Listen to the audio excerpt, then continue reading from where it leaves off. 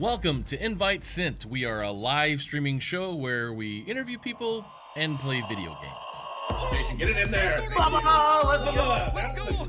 Oh, let's go. Got him. Got, son. Still there. Got him. Excited for that. Ooh, just got it in front of you. So I think that. Got him. Let's just get that. He's upset. He's uninstalling the game. Oh, watch it. Tire. You should have seen I jumped right into it. Oh, boy. Oh, they're Okay, here. They're here. Hiya. How do I shoot them? I have a gun, don't I? No, you don't want to. I would never probably shoot right now in their seat because your job is to heal us. Okay. I like to jump right into the gameplay and start asking questions because there's plenty of interviews out there that are just two faces side by side talking about something. But let's not do that.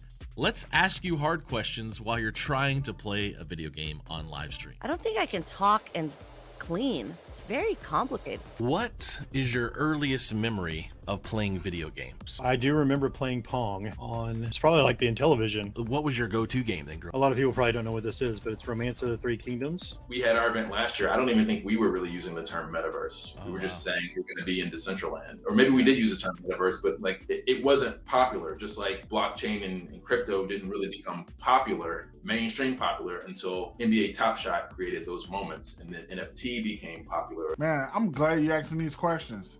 One of my go-to games was probably NBA Street Volume 2. Oh man, you just gotta pick like a seedless grape. We are the best video game players in this video on stream. On this specific stream. Let me ask this: Why coach? Why coach esports? I always was an avid gamer. You know, I fell in love with gaming. Life happened. Yeah. Got out of gaming for a while, then went back in because of some of my students. You know, I just saw all the career and college pathways, man. And I was like, I don't think nobody else is looking at it the way I'm looking at this thing. Helps us quite a bit. I fell off. I fell. I'm sorry. Oh, that's dumb. Okay. That's first of all, that's dumb that they have a place to. My kill cam is me? Dadgummit. Yeah, that happens in pro Overwatch. Your kill cam is yourself. Oh, I fell off the freaking thing again. There we go. Oh, I don't know how to do that. I don't know. Okay. Oh no, did you die? Oh my god. Oh gosh. Get your school into the high school esports league community. It's complete. I think those conversations are important to normalize that it's not okay, because as long as you keep saying like this is not okay, then tell me what is okay. And then having those strong females within the gaming space is also definitely a move in the right direction. I feel like my games were a little easier earlier when I had my lobbies. Pretty sure. Well, those were bot lobbies. So. Those were bot lobbies. They didn't think they could be here. They thought it was just a boys' game, or they weren't comfortable. They didn't want to compete. That really highlighted the fact that we've got to make it more inclusive for girls. We have to make welcoming, open environments. We have to give them champions and examples of mentors that they can see and that they can be. And despite whatever culture or society says, they absolutely are a part of this world, and they can absolutely make a difference in science, technology, engineering, mathematics, art. So this was a Kickstarter project, correct? Yeah, so I scraped money together on my own when we went up to Kickstarter. At what point would we say they moved from club to designated under the school's banner? Obviously, it's going to come from support staff. Having a director of a program and then having per game coaches, I think, is a great way to help with that. The parent interaction is a big part of it, especially for somebody who's in this industry and, fought to try and be here. What I see is, what I strive for is to show parents that gaming is a legitimate way to create a career for yourself, right? And these tournaments do that. Is when it comes to character creators, the disabled community is not really represented in the game itself. That was something that we wanted to attack on our way in. So one of the first things we ever built was this character creator. We call them enhancements. So the wheelchairs, you've got different prosthetic, different eye colors as well. Heterochromia, different color eyes is heterochromia, which is like super common. Oh, on this one, you shoot his legs out and then he falls over and okay, he disappeared for some reason. Okay. It's one of my favorite things about Apex is I can do absolutely nothing in this period right here. Thank you. Oh my gosh, look at this, I'm flying. This reminds me of Kingdom Hearts, which have you ever played Kingdom Hearts? Yeah. My 9-year-old big fan. So I won victory. Dad dab. Yes. I'm over here hitting R like I'm reloading my gun accidentally for some reason. I have no idea. Or C to crouch and... I said, so, hey, have you heard about esports and how it's benefiting schools and how it's doing all this for students? And they said, I've heard some of it. Well, did you know that it's happening right now and it's something that you guys can jump on board with? So I was a sergeant. I was an E5. Seeing the work that we were doing with the kids and seeing like, hey, this is something that we can really build and make a positive influence on the kids that we're working with. Particularly, Bubba, here's my big thing, particularly people who look like me. Yeah. In the educational technology space and in the esports space, because I said that it's being underserved. I need for directors, I need for teachers, I need for students, I need for anybody to, when I'm talking to them, they say, oh, whoa. And they may not say it, but I know sometimes they're thinking it, well, there's this African-American, there's this black man in this space talking esports, talking educational technology. We may have not seen that before, and that's important. Like as you said earlier, you mentioned like a parent asking about esports challenges for their kid. I think that's like wonderful. Like how many parents back in the day actually had interest in gaming when it's not like, you know, academically viable. And so I reached out to Mike and Christy. Their contact information was on there. I found them through High School Esports League, which was our league, coincidentally. Christy answered my email and she was like, you know, you've got some technical questions. I'm gonna loop Mike in on this. Of course. It was just the best meeting I've ever had. Hey, I know you're already going to be here for the tennis tournament. You got to come by, dude. Take 15 minutes out of the tennis tournament, come inside, you know, get a breath of the air-conditioned air, and just come see what my kids are doing. And that's all it took. They just had to see it with their own eyes. Oh, these are the kids that are playing in esports. It was the kids who ate lunch by themselves, the kids with no friends, the kids, we were worried about them dropping out of school. But hey, you know what? They came to school on Friday because they wanted to play Super Smash Brothers in the library. My name's Kyle Mullins. I'm the youth pastor and work with 6th through 12th graders. It's probably where we started spending the most time together is when we went to China and put on a soccer camp. Oh, and then got into streaming a couple months ago between my fumbling through the world and gaming all of my life, but now fumbling into streaming and stuff. One of the things that's really important to me is the kids learn to be positive influence, to not be toxic. I've seen kids get really mean and be bullies. If the industry truly wants to actually serve these communities, and it's going to come from the publisher down, we're going to have to provide support behind titles that can be played on the platform that these communities can actually have access to. It comes from the publisher down, it's just the empathy comes from the businesses and the consumers down. You know what? Let me in front of you. Let me be your shield, and that way you don't die as quick. In addition, I think one of the more exciting things I got to do is I got to be one of the official co-streamers for the Overwatch League opening day this past season. Well, my background's actually in acting. I went to school for musical theater back in the day. I don't think I can talk and clean. It's very complicated. All good things sometimes must come to an end. I'm actually leaving the world of education. What? Yep, big reveal. 6 days. I'm actually in conversations right now about my next steps. This was announced officially here in the public on the show. Were you a CIA agent? I just have to ask you. I was not. I did work in the Bureau of Intelligence and Research. Oh crap! Oh crap! Oh no! Well, it looks like. I should have stayed so close to the edge. ESA is the voice and advocate for the video game industry in the United States. And we're really lucky in that we get to stay really mission driven and stay focused on the impact that this is having on students and schools. We don't really need to get into the nitty gritty of the numbers, which is, I think the thing is like an educator, you probably fear when you're leaving the classroom. If you'd like to be on Invite Sent, to be interviewed and play video games, please go to bubbagatter.com and request to be on the show. And I'll let you know if the invite is sent. Oh my god. Trade. Trade. Yeah. Come on in, big guy. Come on. You won't.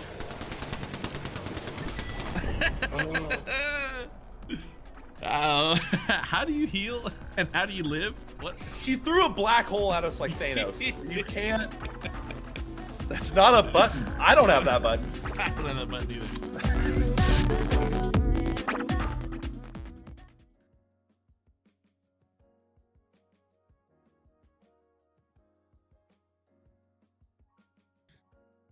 All right. welcome to the show. Thank you so much for being here. Hello, welcome to Invite Sent. I'm so honored that you came today. We got a great guest hanging out with us today, playing a little League of Legends. We're going to jump to some ARAM here, but I'm going to bring in AJ right now as we are loading up into the loading screen of League of Legends. AJ, how are you? Hey, great to see you again, Bubba. I'm happy to be here. Exciting. Are you prepared for some ARAM? Oh, the mind is ready, the body is ready. We're here to have a good time. You know what I didn't do? I didn't load my Overwatch so I can cheat on my Overwolf. Oh, Overwolf? Yeah. You know, it loads up your Oh, it loads up all your your spells, what are they called? Your abilities. And it tells you what to do. I need to load that up. But yeah. Okay. Well, awesome. Let's see how this goes. It's gonna be fun. We're gonna try and get in the match again. All right. So, AJ, as we're loading into the game here, tell me, what was your first game you played growing up? Ooh.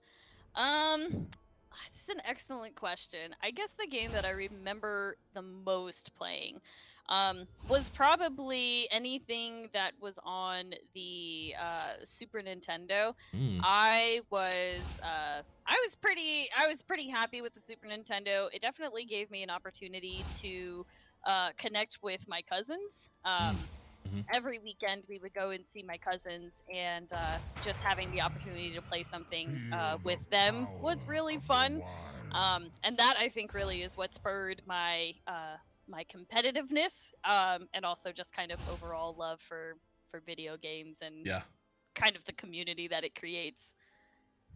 I love it. So, okay, that was your first game. Some of the first games you played. What was one of your favorite games growing up? Yes, favorite would be Yoshi's Island. That was on the Super Nintendo. Wow. I am not known for completing video games. I have this problem where I'm playing a video game for fun. If it challenges me too much, I'm no longer having fun and I stop playing. So Yoshi's Island was the first game that I not only beat when I was a child, but it's something that I've also continued to go back to even now in my 30s. I've gone back to and have played through on multiple occasions. Yeah. Love it. Okay. So a lot of Nintendo. Wait, Super Nintendo? When was that? Yes. Super Nintendo? Oh yeah, Super Nintendo. Yeah, Yoshi's Island on the Super Nintendo is probably my favorite, and then playing with my cousins was a lot of when the N64 came out, a lot of Mario Kart, a lot of Smash, a lot of Mario Party. Those were definitely the go-tos. I love it. Okay. Well, I got Volley Bear here. Let's see. Who'd you grab? I got Poppy, so we're gonna Poppy. see how Oh, this okay. goes. Hey, all right. Let's definitely see how this goes. Oh my gosh, I just playing so much World of Warcraft and Fortnite. I just tried a W key walk. That's Oh no. I'm gonna have to reallocate my brain cells here. Like I'm playing Pong. Okay, I actually forget all of his stuff. Volley Bear, movement speed. Oh, he also was Maul. the rework too doesn't help. Oh yeah, he looks cool, by the way. Let's Very see. cool. Very. I'm. I don't know what I'm doing. Let's see here. Okay. Volley Bear. How are you? Volley Bear. Let's do this too. Okay. Well, so as we're growing up, playing a lot of Super Nintendo, and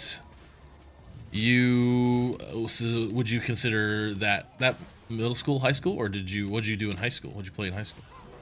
Yeah, so that definitely was like middle school, high school. It was, for me, it was a lot of console gaming, and it's something that I can look back and laugh about now. Yeah. But when I was in high school, like being able to like have a gaming PC was something that I had wanted. But my parents were, you know, I always got the leftover gaming systems from my cousins. Oh, So yeah. when N64 came out, that's when they gave us the Super Nintendo. Just never had an opportunity to, oh, I'm gonna die. Yeah. Never had the opportunity to be able to convince my parents why I wanted a gaming PC. So it was a lot of console through high school. When I got to college, that's when I was able to, I bought a laptop that was good enough to play some video games, and that's really when I started getting into League of Legends. That was, oh boy, 2009? Yeah. 2008, 2009 is really kind of when I started playing League of Legends. Wow. So, I've been around, Yeah. it's been in there for a while. I remember playing that. I remember playing League when I had no idea what I was doing, and I got like Syndra, and I had no idea why in the pregame chat people were saying mid and bot and top and ADC. I was like, what are they even saying? So then I played that for a while and just went mid Syndra. And then I just started getting Garen and auto-locking Garen in the top and people getting mad at me. And, you know, I guess it is what it is. Oh my, I'm getting destroyed. Yeah, Good we old have days. no Pogue on this team, like our other teammate pointed out, so we're going to be riding the struggle bus here for quite some time. Okay, well, if I even knew what I'm doing, that would be great as well. I got a review here. Okay, so I've got Summons a Cloud. Yeah, that's Okay. that's the Oh, look at that. Yep. That's cool. Yep. Okay. Yeah. Damage and then running. Okay, you got a bear that runs. Great. Yeah, usually a Volibear running somebody down usually strikes fear in the opponent. Oh, yeah. It's a really good scare tactic. Ah, got it. No. Oh no, you're ready. I'll block it. Yeah, yeah. It's that these traps that Caleb keeps putting under the turret are also not cool. Yeah, I guess if I get it, I'm waiting for and them get to out. tower No, I thought I was gonna help everybody, and I killed myself. Oh, no. Oh, everybody's got All their right. ults now. Yeah, I got my ult, and let's see what it does. Oh. Transform leaps. All right, that's what I gotta do. I gotta jump. Volley bear jump. Okay. Now, gosh, okay. Jin ult. Oh, yeah. Little who's your father action. There we go. Oh, Rengar, no. Oh, okay. I got my ult here, right? Boom! And I missed. I kind of. Nice. Kind of. And I tried. I went the wrong way. I'm dumb. Oh, I killed some. Oh, I died. I killed someone though. Boy, I've got to get my head out of my World of Warcraft buttons. I'm hitting. Too much World of Warcraft. I hear you. Well, maybe I would hear you if I played on a server I could actually get on. Oh, true that. True that. What server did you say you were playing on? I am on Benediction, for better or worse. Yeah. That's where all of the homies are at. And the yeah. homies are not interested in going to a different server. Sure. That's where we're at. That's how it works. You play where your friends are. Yeah. And absolutely. All right, I'm gonna figure out what I'm doing, maybe, and then we're gonna talk about. You said high school. Now let's move into the college range. Any video game play different there? Is that different from? So I find college to be really interesting. I had pretty much played League pretty much throughout my time at college, but it was never really my main game. So it's interesting because like my years in college, each one was kind of ruled by one video game that I played constantly. So the first one that I played too much of my freshman year was WoW. I had an Orc Warlock at the time. Oh yeah, let's go. That was the first. That was my first video game obsession, and then my second year of university, I was really into Black Ops, and I played so much Black Ops. Wow, yeah. And then my my third and fourth year of college, that was ruled by League of Legends for sure. I tried to ult before I died. That's when like it really got deep into League of Legends. So my third and fourth year of college, it was League of Legends or bust. Which are we talking, like, which Black Ops here? Like 1, 2, 3 goes, or which? I forget them all. Like first Call of Duty Black Ops. I was such a nerd is such a terrible word, but I was such a nerd we'll take that name back. I mean, I was just thinking. We're taking it back. We're owning it. Well, I had the cover art for Black Ops as a poster in my room. Oh, that's super awesome. That's how super dedicated nerdy. I was to the how dedicated I was to the cause.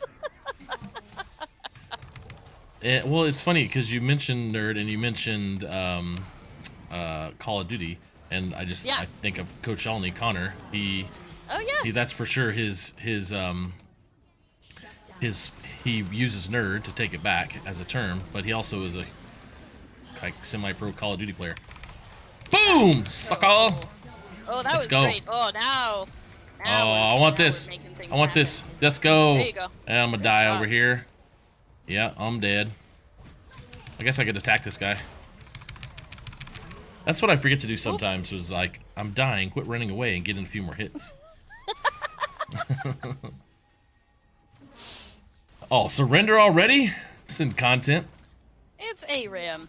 Right? It's ARAM. Look, Why we just made it. We just made it over to their turret. We're doing something.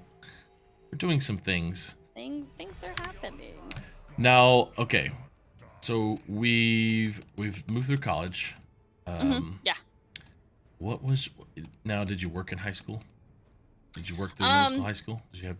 Yeah. odd So jobs? I've done. I was gonna say probably the job that I had the most throughout high school and actually college was I was a lifeguard at a water park. Oh yeah, nice. It was I grew up. Palm Beach is where I grew up, went to school, all that stuff. So definitely being a lifeguard, probably something that was gonna happen no matter what if I had to guess. But probably one of the funnest jobs that I had. I mean, you're a lifeguard at a water park. Like I couldn't think of a more fun summer job. Yeah. So I did that throughout high school. I did that throughout college as well. Like in the summers after, I'd go back every summer and do that for a while. So that was probably the best opportunity, probably the best gig anybody could get at that age. But that's pretty much for working what I did during that point in time. Yeah. We're doing amazing, by the way. We're doing great. Oh yeah. Yeah. We're so good at this game. I am a support player at best. So this is that what you like playing? Support? Yeah. I'm a support main for sure. I guess my second role would probably be top lane, but it's not a good second role. It's not. I wouldn't say I am proficient in the top lane. Yeah. Much better in the support role for sure. This brings up questions of the stigmas in gaming of girls, women playing only support or healer or whatnot. Oh man, I'm trying to save you. Don't die. It worked. You were so low. Oh no, she got you. The Morgana burn. Oh yes. I'm about to unload these dudes. Maybe not. I'm gonna run away. So yeah. Now, did you ever was there an issue where, what made you choose support? Did you feel the pressure, or did you just like that? I mean, this is a very black. It's not a black or white question, but. So I would say it's probably a combination of two different things. The friend group that, which was you know, I definitely attribute my best friend group to this video game. Certainly is probably the folk that I still talk to the most from university, other than my dance friends. Oh yeah. But it really gave me, they were very much, they knew, they had been playing longer than I had been. They knew what roles that they wanted to play. And we really were just kind of missing a support player within the friend group. Okay. And this might be shocking. I am a bit of a quiet person when I am in situations that I'm like not 100% comfortable with. So if I could deflect back into a role that was you know, more supportive, I didn't have to like hold my own against like a 1v1 situation in a lane. So it kind of fit my personality better. I feel like it fit the what was missing in the friend group anyways. So so it was probably both of those things combined.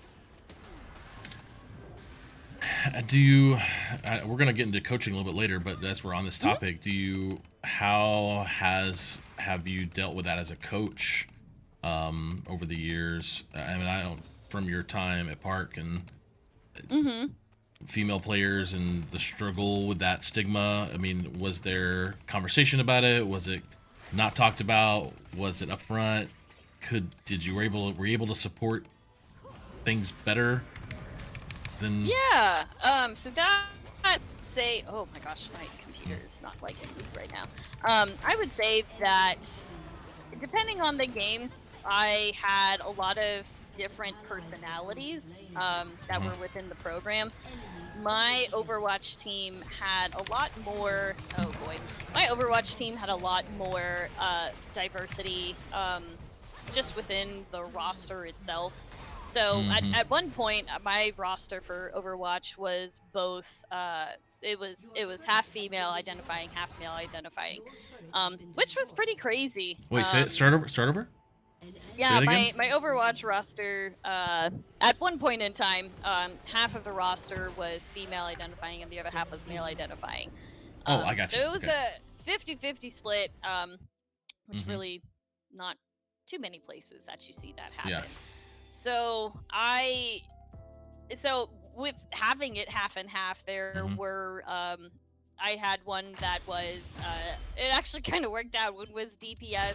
I had one that was a tank, and then one that was a support. And then when I first started the program in 2019, the best player that I had on the team was actually a female identifying support player. I remember that. Yeah, so she just came to us. She was definitely the from a rank perspective was the highest rank that we had on the team, and you know she was actually she was an international student for us from Korea, so that was also pretty cool. Wow. Yeah, okay, so I it forgot was a that little part. bit That's different. awesome. Yeah, a little bit different depending on the title. Interesting. When did you graduate high school? Oh boy. 2009. I didn't think about that one for 2009. Okay. Well, I definitely want to come back to coaching. When I think about those formative years here in college, after college, were you in? It sounds like you were in Florida working in IT. Is that correct? In the 17, 18. It was. I had a couple of stints in other fields after I had graduated. I did some healthcare, I did some pharmacy, and then I eventually kind of landed in IT, which was kind of interesting how that happened, because I in no way had a degree in IT. I was essentially hired on in that position just because the people that were hiring me wanted somebody that could talk to the end users in a much more favorable manner than maybe they could. I'm trying to put this as lightly as I can. And I've been told that I'm kind of pleasant to work with and be around, Yes, and they were a yes. little hard around the edges. Oh. So I was literally only brought in because of my personality and my work ethic, because I Mhm. had like no IT background or experience. That's funny. Yeah, so I Well, was there for yeah. a while, doing that job. But in the meantime, I was still doing more volunteer stuff for some like small esports orgs. So I was helping some folks with social media, or is helping other folks Mhm. with kind of event management, team management, and I just kind of did that for fun. Yeah. Watching LCS all through college was always a big deal for me and my friends. We would watch it every weekend. Worlds was like a whole party. Um, so like that's when I really started to realize, like, hey, I really like League of Legends. I really like the esports. I like what the NALC, that's what at the time the NALCS Right. was up to. So I always knew that, like, if I could figure out a way to get into esports somehow, like I would really love the opportunity to do that. And then and then I realized as I was working through higher ed, I was like, oh man, I also really like working in education. So when Collegiate Esports was becoming a thing a Yeah. few years back, I literally jumped at any job description that I thought sounded like a cool opportunity. So that's really kind of what led me down the direction that I'm in now. So you were doing social media for some smaller esport orgs, but you had said, what was the transition between on your own in esports and then coaching? Oh yeah. So after I had gotten the gig, so to speak, at Park, I didn't really have any previous coaching experience, especially not at an esports level. It was much more always an admin management type of experience. So I realized very quickly that was going to be one of the day-to-day tasks that I was really going to have to work at, or either find creative solutions for, because it just wasn't a skill set that I had. And if anybody is watching and has peeped my op.gg, you can see that while League of Legends is the game that I'm most familiar with, I am still hot garbage at it. So I also knew that it was going to be difficult to try to coach a team of players that were higher ranks than I was, had better game sense and knowledge than I did. Yeah. So I realized very quickly that I needed to, when I was looking at captains, when I was looking at folks that could really kind of help fill those holes. Oh, I got him. Oh, I thought I had my ult. It's way too early for that. Yeah. I was like, I ran in there and nothing to do. Yeah, so when it got to the point where I was looking for team captains, I really kind of framed my teams around it being more of, they are the ones that are going to be kind of making the decisions, what team comps they want to run, what, objectives that they want to get out of whatever they were practicing for that day. So it was more, they're the ones that are kind of boots on the ground making the decision. I'm the one that's there to just kind of help them, guide them in a direction if I think what they're doing may not be working the way that they wanted it to. Just kind of adding more general guidance, I guess I would say is the word. Okay. So, and then at that point, I also realized that, while it was nice to have them kind of be their own little democracies in between their teams, they still needed somebody at the end of the day that had the in-game knowledge for coaching Overwatch, for coaching Rocket League. So that's when I started outsourcing my coaching to people who actually knew what they were doing. So year one, what games were you playing when you're year one there? Yeah, so my first semester, spring 2019, was only League of Legends. and got him. And then after that, we added the following fall semester. We added Rocket League and Overwatch. So those were the 3 titles that we had. Okay. While I was there. And so the whole time, did you add or change anything while you were there? I was adding Valorant to our offerings before fall of 21, but at that point in time, I also had left at that point. Yeah. So I kind of started the efforts for the Valorant team, but I really wasn't there to kind of see it to fruition. Mm-hmm. So yeah, and that, I mean, I wait, what's the guy's name? Adam? I've honestly just now blanked. Yes. The new guy. Yeah. Mm-hmm. Adam? Yeah, Adam. Yeah. Mm-hmm. Yeah. Which is funny because the AD Kristen, who worked with me when I still kind of do work in athletic department at Mid American Nazarene. That's right. That's where she came from, and I'm the announcer there off and on, but I teach there as well. So that's awesome. We've known each other for some time. But I was she had emailed me and said, "Hey, we want to talk about esports again." I'm like, "Oh, cool! Finally, MNU. Golly, about time." And then I looked at her email signature. Wait, she went to Park? Wait, and esports? Wait. You had already been gone. So. Oh shoot. Yep. Okay. I'm loving it. I'm digging it. How do you? Before we jump into NACE and what you're doing now, I mean, where do you see yourself out of all this in the next few years? Oh boy, excellent question. Mm-hmm. I could see myself going, I think, in a couple of different directions. I think that the opportunities within Collegiate, like, we certainly have only very smallly scratched the surface. It's still very new. It's still growing. So I think that, Collegiate is still a good opportunity to be able to just continue to grow into different avenues, different roles, just kind of different opportunities there. So staying in Collegiate, cool. That might, be the case. One of the things that I've also always wanted to do is work for a pro org in some fashion. Yeah.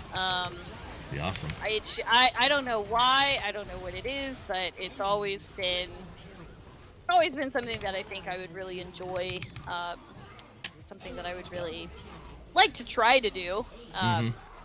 Don't know if that opportunity will ever present itself, but I think that would be really cool. Nah, your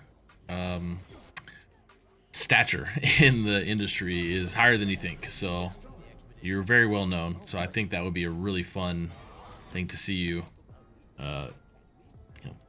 Still stay college, but hey, how do you also get something involved with pro or whatever? I mean, you are admired by many. I think you're doing a great job. So. Ooh, she's trying. Sky's the limit.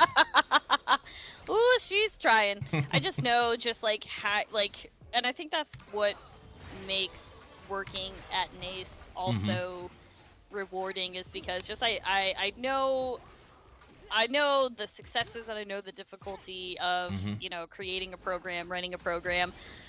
So it does really help make it easier to help people. Boom. I think that was fantastic. Finally I hit one. Nice. Oh man, Gosh. I didn't get any assist for any of that. Oh, I had my ult and I didn't use it. That's why. I thought I used it and I didn't. Shame. But yeah, I think that's what's really been helpful, kind of working with institutions and helping them figure out how collegiate esports can work on their campus. I think kind of having that prior experience has been just a huge asset. Just a huge asset to just help the association and help people try to. Oh, I died.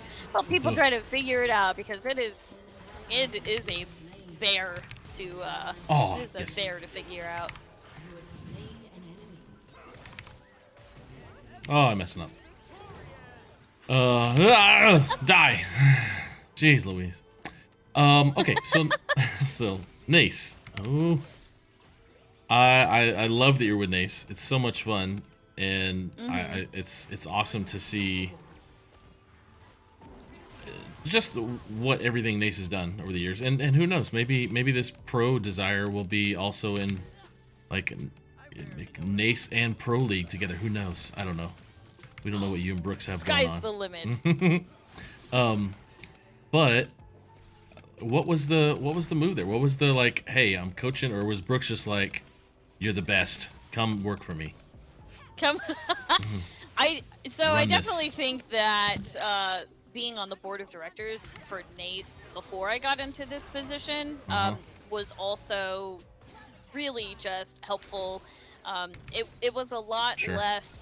It was a lot easier to bring me on when I already knew everything that Nace was up to, all of like the business agreements and all of that stuff that like were coming down the pipeline. It was much easier being able to onboard me as somebody who already know what the hell was going on. Oh, I don't know, but can I say it? Can I say that? That's okay. That's right. Yeah. It's in the Bible. I don't know if I can say that. So I definitely think that that gave me a leg up in terms of being able to really seamlessly just kind of get into what I was doing now. And I was helping the membership director that was there before me. It was somebody that I was already helping. Usually, through the membership Who was process. That? Then? That was Patrick Ocampo at the time. Oh, Patrick, yeah, of course. Oh shoot. Yeah. Oh boy. Oh, I don't have. Oh, there you go. Tried. Oh. No. Oh, yes. No. Yes. No. Yes. Woo. The power of friendship. I almost got gooed at the end by what's his face? Yeah. Bugman. But yeah, so anytime that Patrick had a school that he was talking to that that wanted to just talk to another coach or director, kind of ask them about their experience and things like that, I was always kind of the default that Patrick would, would send schools to. So I was also kind of already helping do the job at that point. That's a good point. Yeah, AJ knows. Let's get AJ. She's coach. She knows everything. To have her come in. I don't know about everything, but she's done a couple of things. Yeah. So how do you feel? I mean, how do you, under your tenure as the membership and sales and director of sales and membership? Is that right? Or am I saying that wrong? Backwards.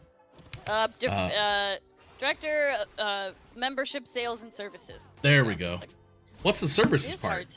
Was the services part you just saying, "Hey guys, this is how you do it"? I kind of classify the services part to be more, let me try to help you once you get into Nace membership. I view the services part as being, hey, do you need help with recruiting? We're hosting a recruiting event. Do you need help with a mentorship program? Let me get you into that. So the services side for me is much more, okay, now you're in Nace membership. Let me help you type of thing. So it's creating programming, it's creating resources, kind of everything for the folks that we have in membership, and just what we can do to step in and help there. I love it. Okay. A little bit of retention and assimilation. Okay, I got it. Oh, there we go.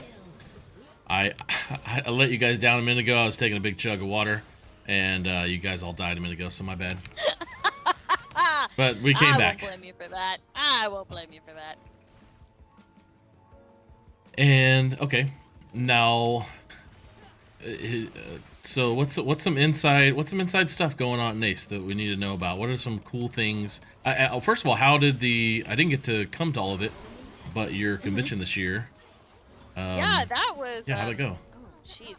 That was actually really fun. I was happy to see as many people as I did, just because we haven't had an in-person convention since 2019 was the last time that everybody was in person for a convention. So just right out the gate, super happy to like see these people that I had been working so closely with for like 2 or 3 years, and you know, some of them I had never even met before. Eugene Fryer at Texas Wesleyan, he was somebody that I really looked to as like my own personal mentor. Like when I first became a coach, he was the person that I talked to the most, reached out to for all of my stupid questions. And like I became so close to Eugene, and it had been years and I still had never met him in my life.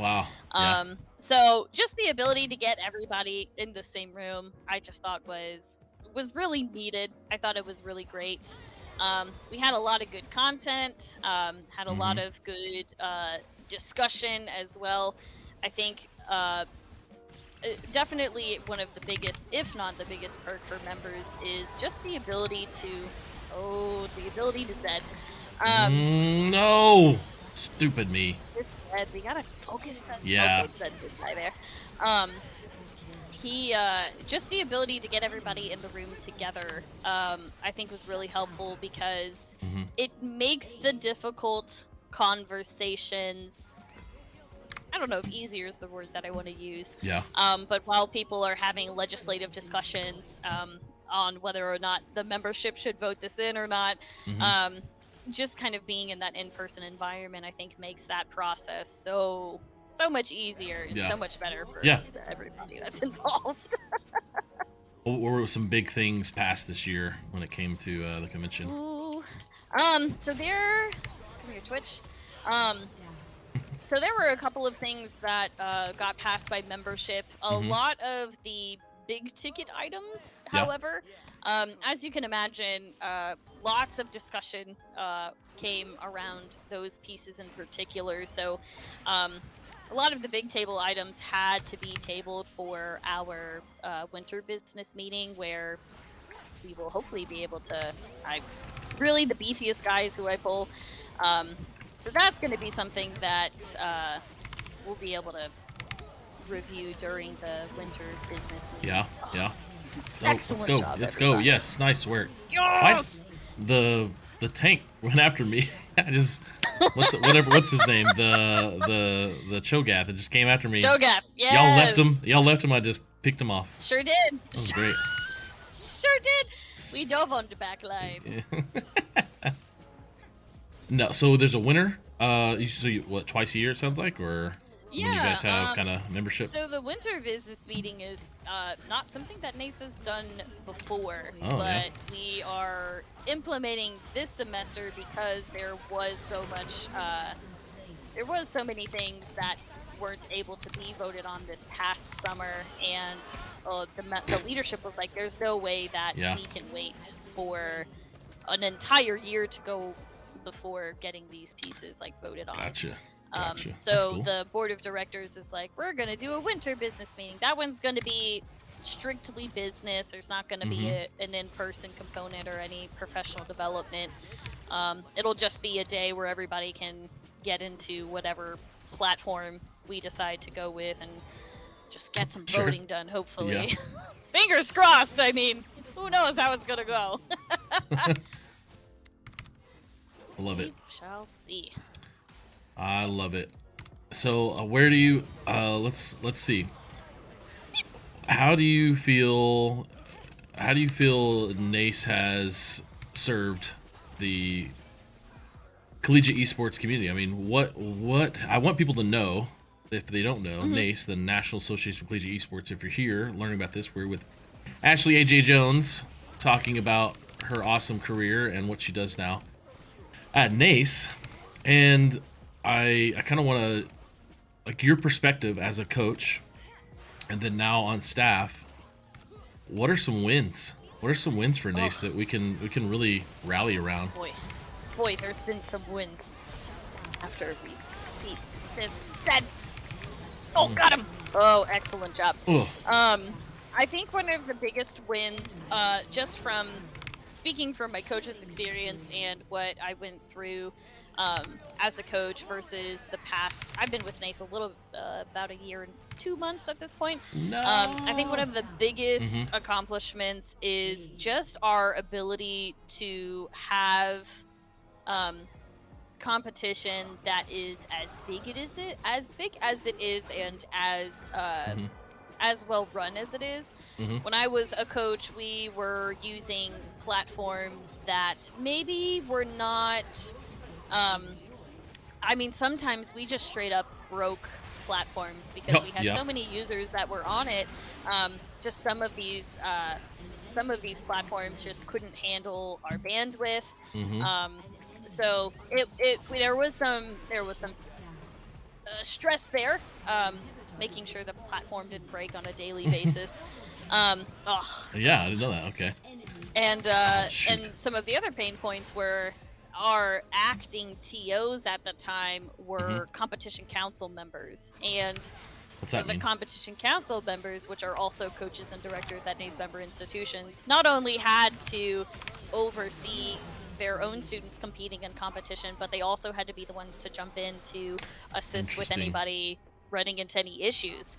So now we have a platform that doesn't break.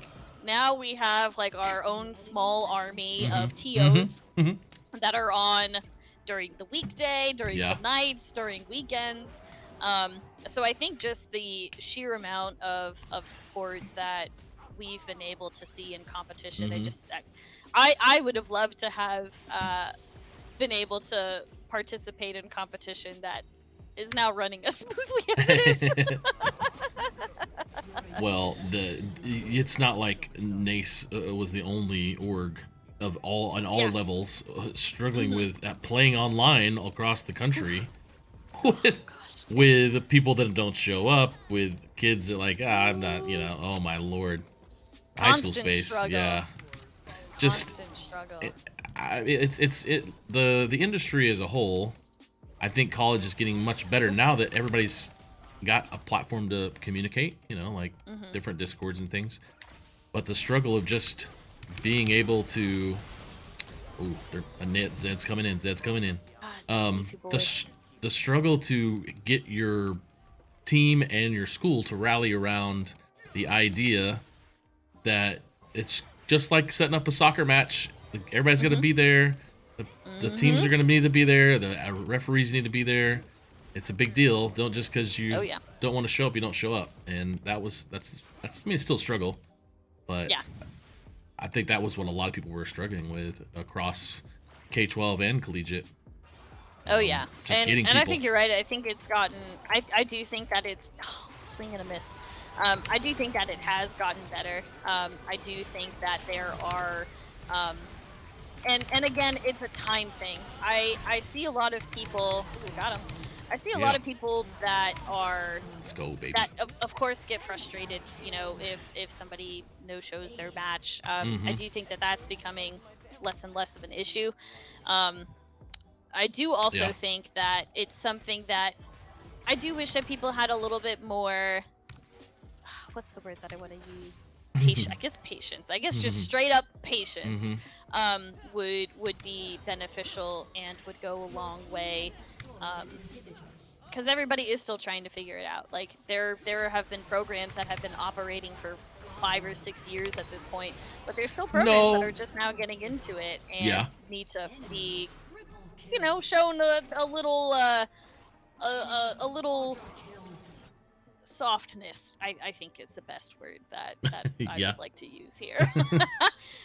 We were all that first year director where we were all like running around like, oh my gosh, like what am I, like this is a lot, like we were all living 100%. in those shoes. And I think if we kind of go back and remember that was all of us at one point, if we treated everybody a little bit with kinder eyes, it might go a long way.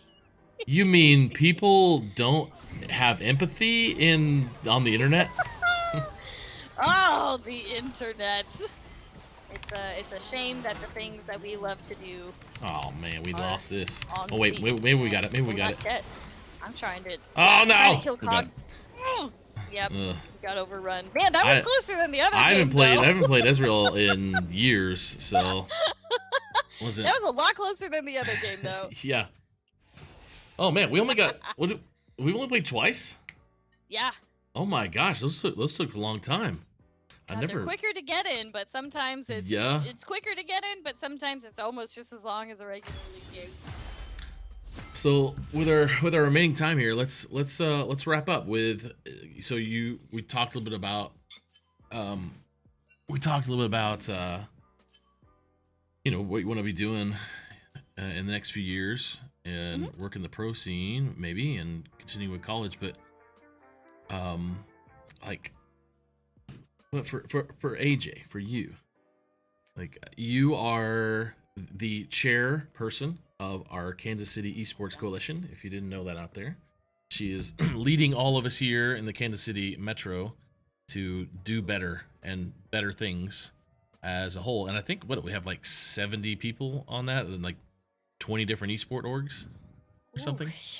Probably, and even folks involved in the KCEC that aren't even innately involved in esports. You know, you've got Populous, that's kind of esports adjacent, right? You've got KCP, that is all esport.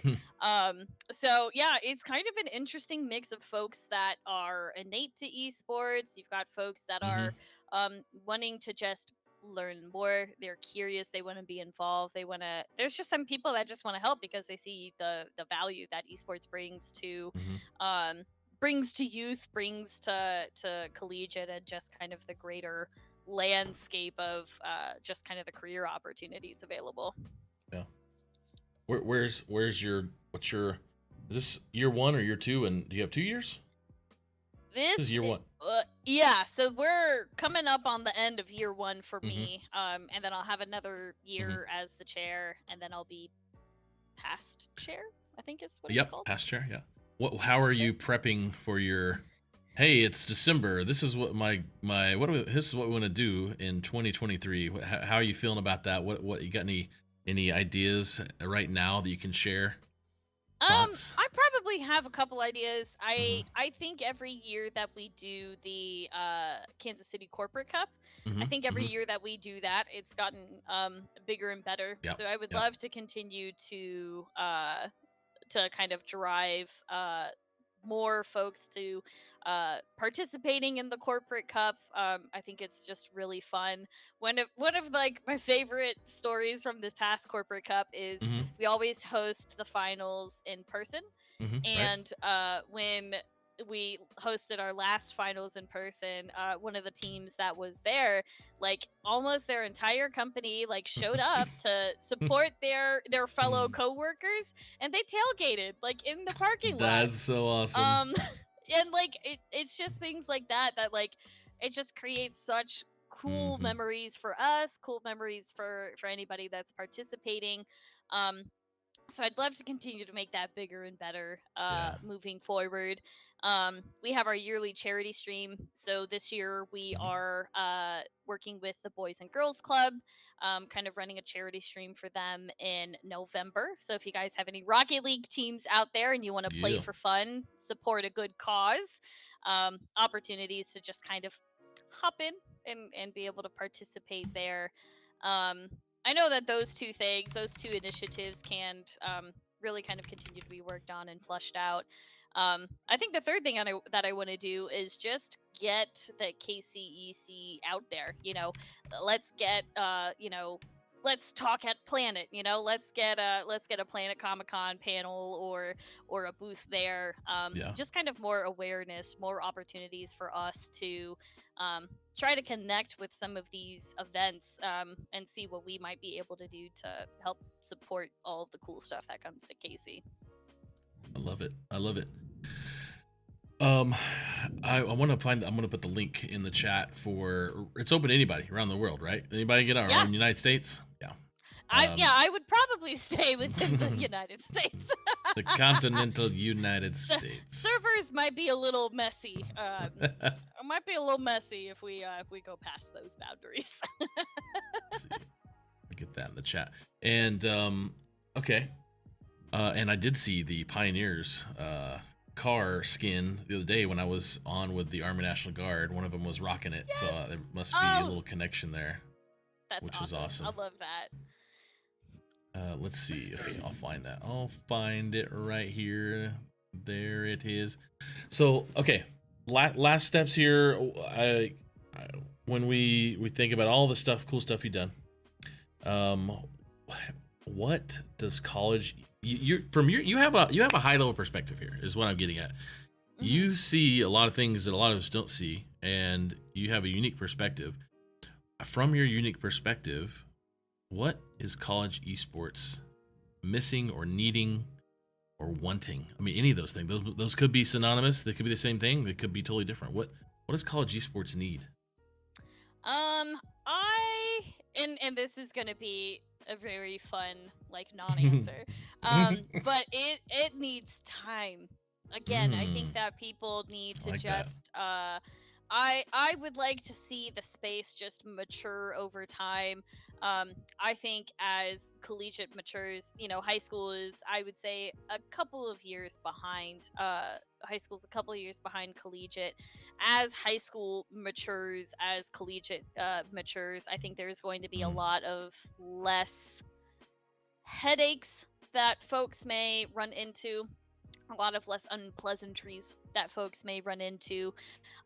So one of the things that I think is it needs time, it needs a little understanding, it needs a little grace, if you will. Okay. And I think it needs more support from different types of institutions. Small private institutions, they've been, shoveling out esports programs, and there's a ton that have had esports programs for 2, 3, 4, 5 years at this point. And I'm finally starting to see D1s really come online. Yeah. I'm starting to talk to more D1s. I'm starting to get connected with more D1 institutions. So I think once we're able to see a lot of these big household names get into collegiate, I think that's only going to continue to just skyrocket the space. It's going to put a lot more eyes on it than it has been getting in the past couple of years. So I think the D1s really stepping in and getting involved are just, it's just going to be a win-win for literally everybody that's involved, in my opinion. Because NACE has been side. I mean, I understand the paperwork and everything about NACE on NAIA. I mean, I've seen it. I've seen it. I've actually seen it, so I know where it is. But it's its own organization. But the connection with NAIA, do you feel like that's been the biggest benefit for NACE with the hundreds of NACE or NAIA schools? That has really been the big push, because and I guess to compare that as how can we get you an office at NCAA? like how do we, let's have a branch there somehow. Yeah, that's I mean, NACE does have quite a few NAIA institutions. I think that NAIA institutions were, I think, certainly some of probably the largest group that really was more jumping into it without seeing, okay, I'm gonna wait until this school does it, see what they did right and wrong, and then do it. I think they were much more willing to jump in and test out the waters. I do think that is a direct effect of the NAIA birthing NACE. I don't know a better term to use there. So I think that definitely has been beneficial, definitely for the first initial growth of NACE overall. It would be interesting. I know that sometimes the NCAA comes out and oh, we're really looking at esports, and then other times they come out and they're like, well, we looked at it and now not so much. And I know that I've seen that they've really kind of been back and forth on it for the past couple of years. Yeah. Not sure when, where, how, why they may or may never get involved.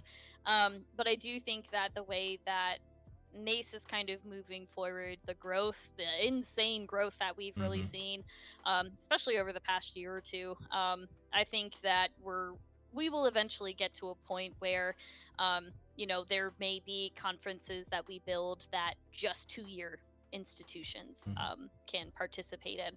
I think we may eventually get to that point where we tier off our conferences based maybe on their traditional athletic conference. Sure.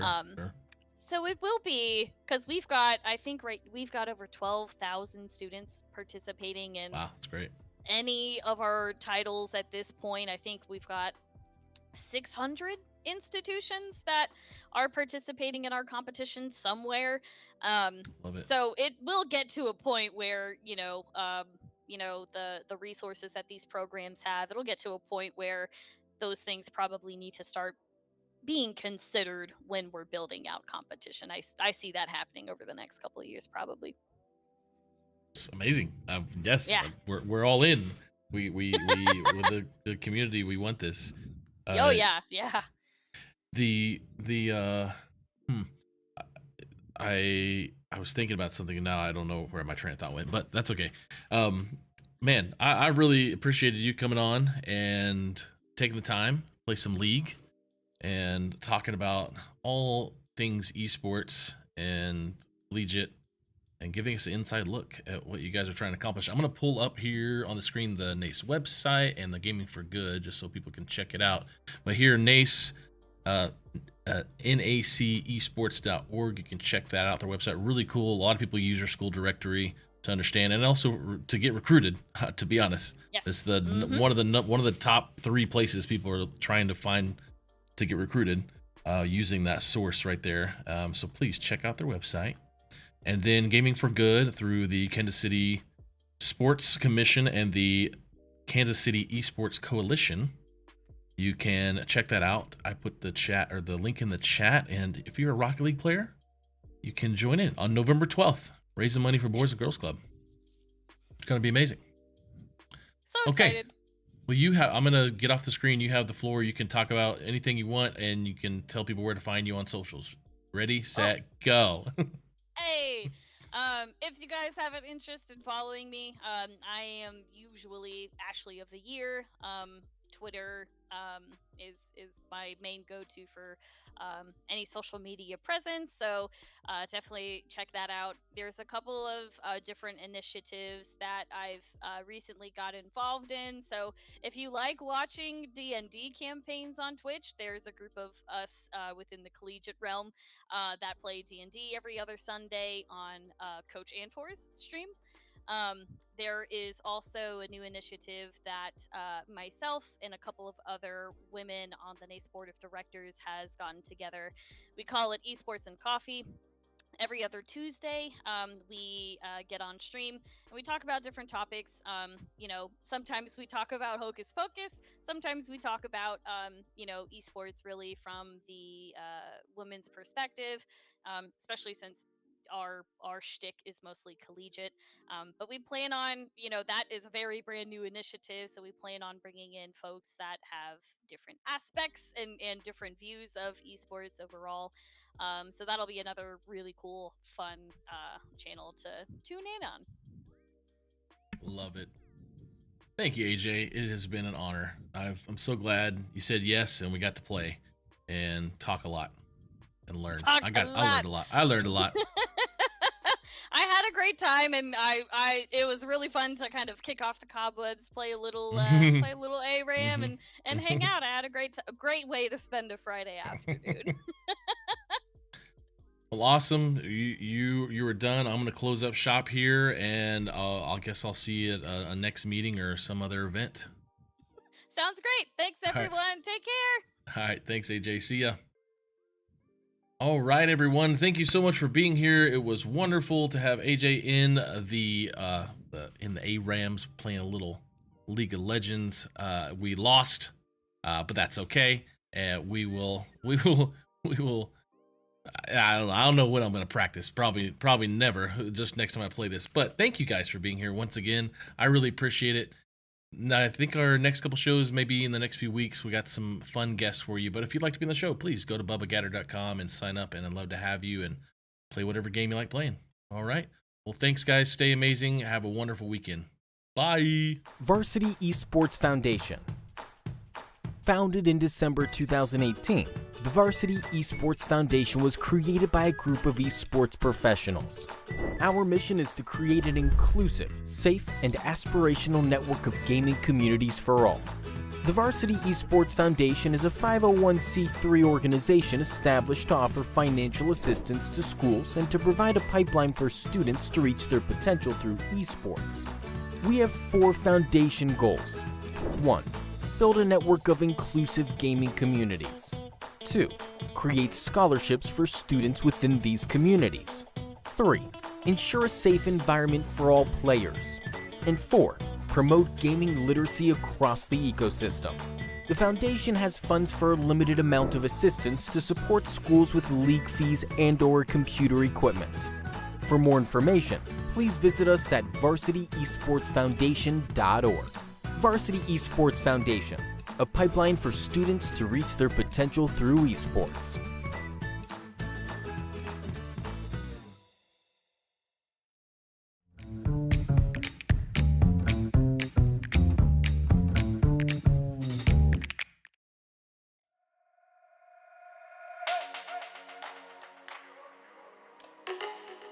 Hello, my name is Christy Kester. As a public educator for the past 24 years, I have watched as interest in esports has exploded in schools across the world. Last fall, I joined the High School Esports League and helped to establish the education department. Since then, we have been working hard to integrate esports into education to create a scholastic gaming experience where students can learn, play, and compete. With our evidence-based, STEM.org-approved gaming concepts curriculum, schools can offer 4-credit classes during the school day that help improve chronic absenteeism, student engagement, and mental health.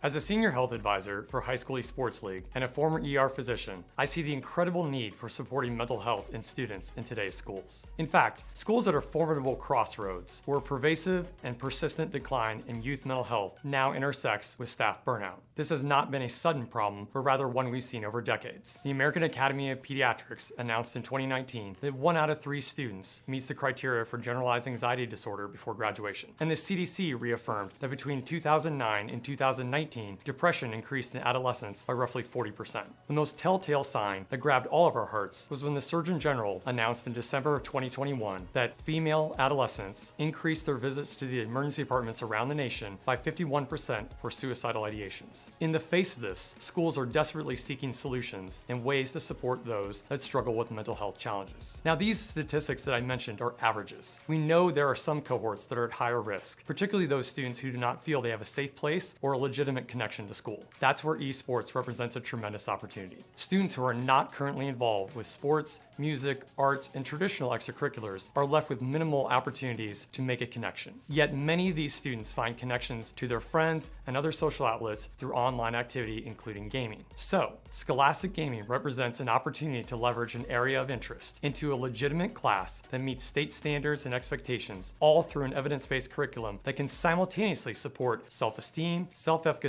and life skills in many kids who desperately need it. Hi, my name is Michael Russell. During my career as a teacher, I was fortunate enough to have the support of my administrator as I began the journey to establish the first 4-credit Scholastic Gaming course in the nation. At HSEL, we have the resources and data to help you speak with your administrators about the impact that Scholastic Gaming and esports can have for your students. We have strategies that can help you with acquiring technology and curriculum, such as ESSER funds, grant applications, and partnerships. The High School Esports League has invested significant resources in helping our education partners, and we are excited about this opportunity to help you establish Scholastic Gaming in your school.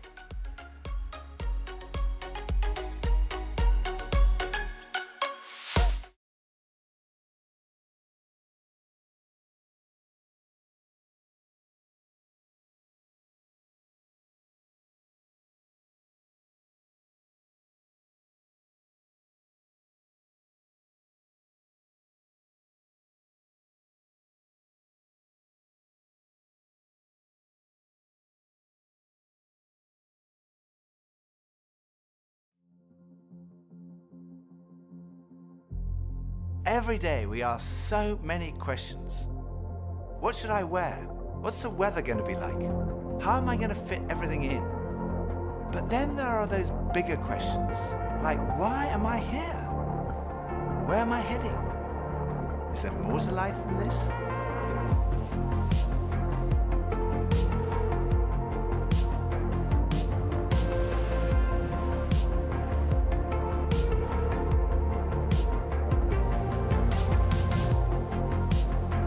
arrived at an answer to the most important issue that we humans ever deal with. Is there a God? And I had arrived there without ever really looking at the evidence. And I was supposed to be a scientist.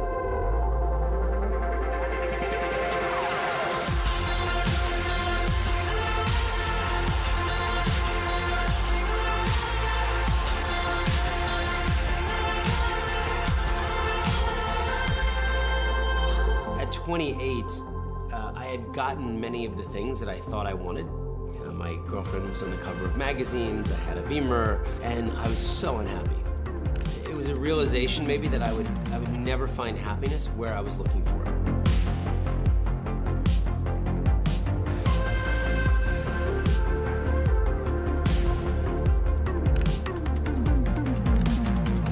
I think for so many years, I always just strived to be strong in myself. All I needed was me and my buddies and, we'd be like invincible. But the truth is, none of us are.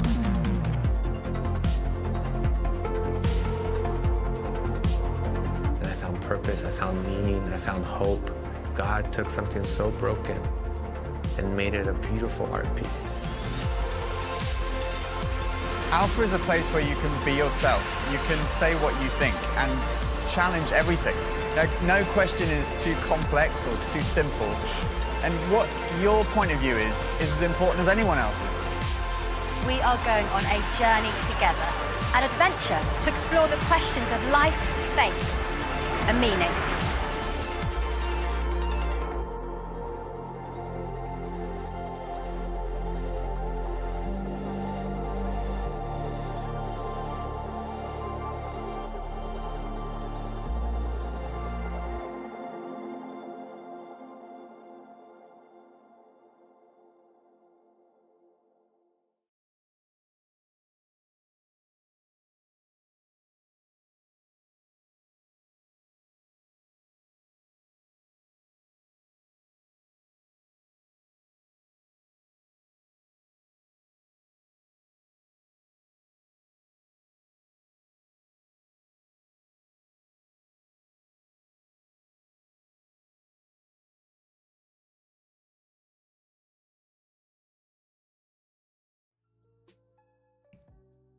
Love it.